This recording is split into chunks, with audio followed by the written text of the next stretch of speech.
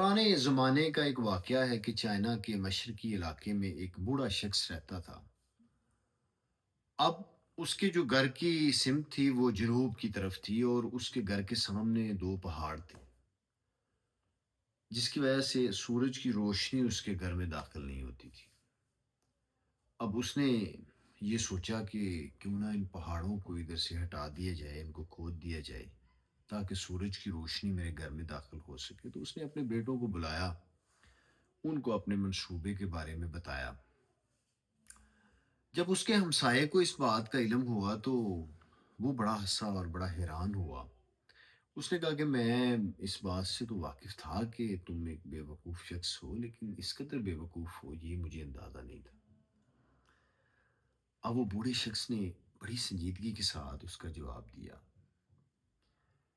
کہ اگر میں یہ کھدائی شروع کروں گا تو میں اگر یہ کھدائی نہ کر پایا تو میرے بیٹے جو ہیں وہ اس کو جاری رکھیں گے۔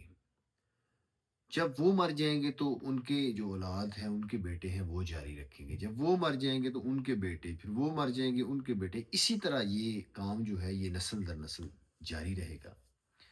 اور ایک دن ایسا ضرور آئے گا کہ ہم اس مسئلے سے چھٹکارا پا لیں گے اور ہمارا یہ مسئلہ حل ہو جائے گا۔ اب یہ کہانی جو ہے یہ بڑے بڑی سادگی کے ساتھ ہمیں یہ بتاتی ہے کہ کسی بڑی کامیابی کے لیے، کسی بڑے مقصد کے لیے کوئی منصوبہ تیار کرنا پڑتا ہے، اور وہ منصوبہ ایسا تیار کرنا پڑتا ہے کہ وہ کوئی شارٹ ٹرم منصوبہ نہیں، کوئی لانگ ٹرم منصوبہ تیار کرنا پڑتا ہے۔